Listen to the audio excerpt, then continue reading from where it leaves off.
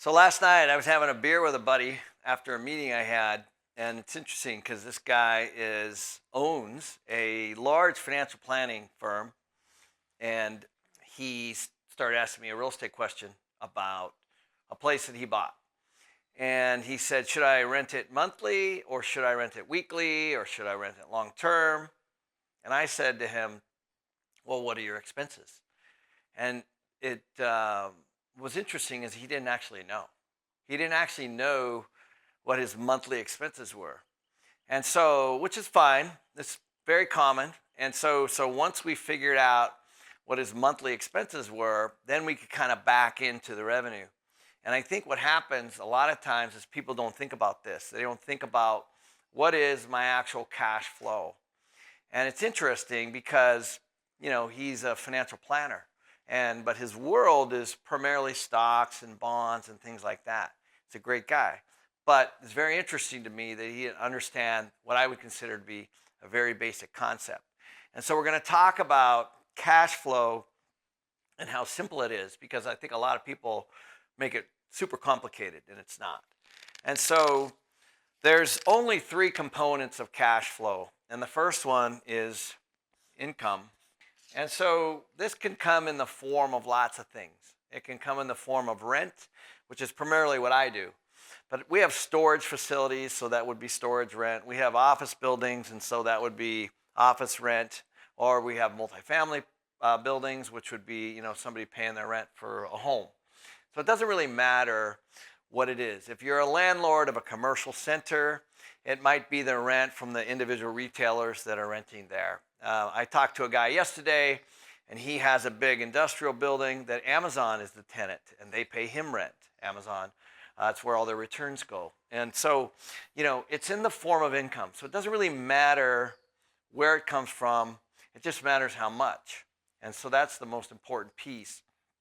And so the other piece that is super important and a lot of people miss is expense. And so there's only a few things that you need to think about. Just think about your own home. Like, you have your utilities, right? Those are expenses. Those are bills that you pay. You have your marketing costs. You have your property taxes. You have your property insurance. You have maintenance. You have all those things that might be included in the expense line item. So you just got to calculate all of those things and figure out what they are. So I have properties all over the place. And my property taxes are significantly different in Texas than they are in Arizona. And some properties I have HOA fees or homeowner fees, and some do not. In some cases, like in Texas, my insurance costs are really super high, and in Arizona, they're not. So, there's all these things that make up your expense line item on whatever it is that you own or buy. So it's not that important that you get too hung up on it. It's just you need to understand the two differences. And so for a lot of people, if you don't have a mortgage, it stops right here. But this is what we call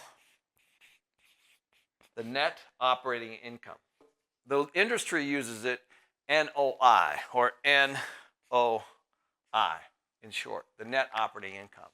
And the net operating income is very, very important because you can buy property with no income. So, for example, I've bought buildings that are 100% vacant, and people are saying, why would you ever do that? Because the whole idea of buying real estate is to create value. So if I buy a 100% vacant property, I do have still expenses.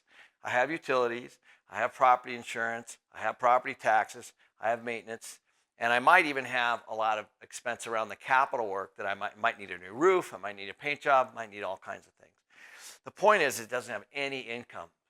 A lot of people do not like these kind of deals. I love these kind of deals, not in all cases, but what I want to find a way to have my income higher than my expenses. And if that's the case, you're going to have a positive net operating income. Another example would be in our apartments that we have. Let's say we have a 200-unit apartment. If my occupancy is at 90%, or I have 180 units occupied, let's say, out of 200, then my generally my net operating income is positive. But if it goes down to 80 or 75 or even 60% occupancy, the chances of my net operating income being positive are much, much lower. And then I'm going to complicate it with one more step, which is also an expense, but that's in the form of debt. Debt is a vehicle that you would go to a bank for. So let's say we use that exact same scenario. If you had a vacant building, the chances of a bank loaning on that building are really super low because the bank is looking to you to pay that back, and if there's no income, then the chances of them giving you a loan is low. But after you put a tenant in there, the chances are significantly higher. It's the same with an apartment building. So if my income is high and my occupancy is high, the bank is going to probably give me a mortgage or a loan.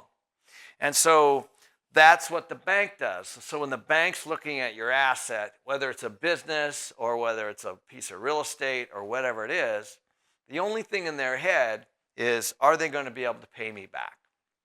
That's it. And the thing that they look at the most is they look at the net operating income.